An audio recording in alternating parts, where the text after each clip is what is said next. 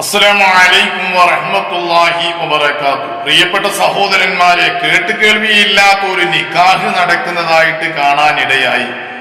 വധുവും വരനും അപ്പുറത്തും ഇപ്പുറത്തും ഇരുന്ന്, പെണ്ണ് ആണും ഇരുന്ന്, വലിയ അബൂബക്കർ ഹാജിയുടെയും അതുപോലെ തന്നെ വേറെ ഏതോ ഒരു പ്രധാനപ്പെട്ട ഒരാളുടെയും ഒക്കെ ഡോക്ടർമാരുടെ മക്കളാണ്, പക്ഷെ മുസ്ലിമീങ്ങളാണ് പേരിലൊക്കെ. ഇങ്ങനെ ഒരു നിക്കാഹ് ഏത് നിലക്കാണ്? അല്ലാഹു അഅലം. ഏതാണ് ഈ നിക്കാഹ്? എനിക്ക് എന്താണ് പറയുക? നിക്കാഹ് പരിശുദ്ധ ദീനിൽ പറഞ്ഞ നിക്കാഹ് രൂപത്തിലല്ല ആ നിക്കാഹ് നടന്നിട്ടുള്ളത്. അതിന് യാതൊരു സംശയവുമില്ല. നിക്കാഹ് ദീനിൽ പറഞ്ഞതുപോലെ ആയിരിക്കണം. ദീനിൽ ഒരു പെണ്ണിനെ കെട്ടിക്കാനുള്ള അധികാരം കൊടുത്തിട്ടില്ലല്ലോ. ആണിനിക്ക് ആണിനെ കെട്ടിക്കാനുള്ള അധികാരം കൊടുത്തിട്ടുണ്ടെങ്കിൽ പെണ്ണിനെ കെട്ടിക്കാനുള്ള അധികാരം കൊടുത്തിട്ടില്ല. പെണ്ണ് ഒപ്പം ഇരുന്ന് കാണ്ട് ചെയ്യേണ്ട ഒരു ആവശ്യം ബാപ്പുണ്ടെങ്കിൽ വരാറില്ല, ബാപ്പ ഉണ്ടെങ്കിലും വരാറില്ല. അതിന്റെ വലിയ പെണ്ണിനിക്കൊരു വലിയമാണ്. ആ വലിയാണ് എന്ത് ചെയ്യേണ്ടത്? ഏറ്റെടുക്കേണ്ടത്.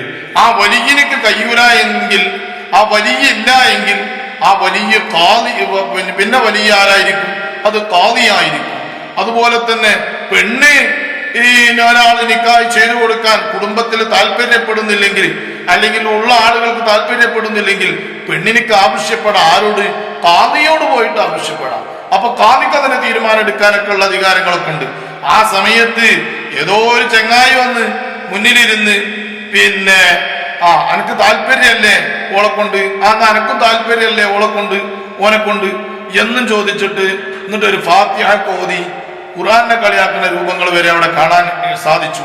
ഇത് ഞാൻ പറയാൻ കാരണം, ഇങ്ങനെ ഒരു നിക്കാഹില്ല. അതൊരു നിക്കാഹായിട്ട്, മുസ്ലിമിനിക്കൊരു നിക്കാഹായിട്ട് പരിഗണിക്കപ്പെടുകയും ഇല്ല.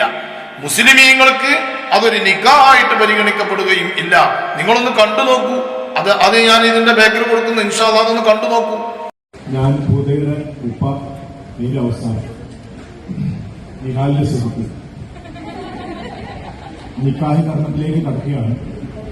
അതിനു മുമ്പ് ഹുദയോട് ചോദിക്കാനുള്ളത്, നേരത്തെ പറഞ്ഞുറപ്പിച്ചിട്ടുള്ള മഹ്റിന് ഈ വിവാഹത്തിന് ഹുദക്ക് സമ്മതമാണോ എന്നുള്ളതാണ്.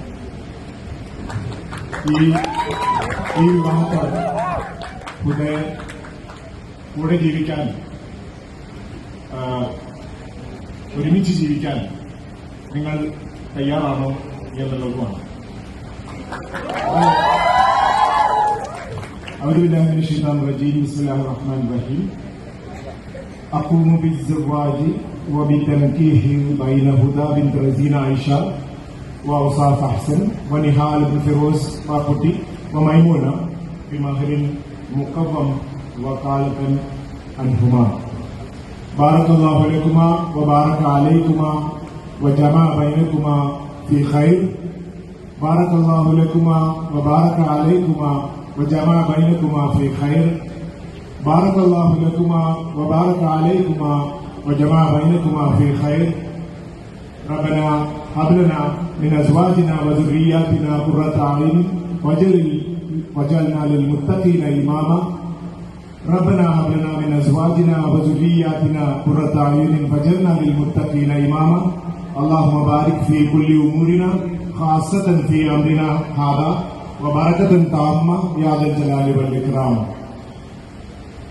ഇതോടുകൂടി നിക്കാഹ് കർമ്മം കഴിഞ്ഞു. ഇവിടെ വന്ന് കൂടിയിരിക്കുന്നവർക്ക് എന്റെ പേരിലും മൊത്തം കുടുംബത്തിന്റെ പേരിലും ഞാൻ നന്ദിയും സന്തോഷവും ഒക്കെ നിങ്ങളോട് പറയുകയാണ്. നിങ്ങൾ ഇവർക്ക് വേണ്ടി എപ്പോഴെങ്കിലും ദുആ ചെയ്യണം എന്ന് മനസ്സിന്റെ ഭാഷയിൽ ഞാൻ പറയുകയാണ്. ഇത് ഇവരുടെ പരിപാടിയാണ്, ഇവരുടെ നിക്കാഹാണ്.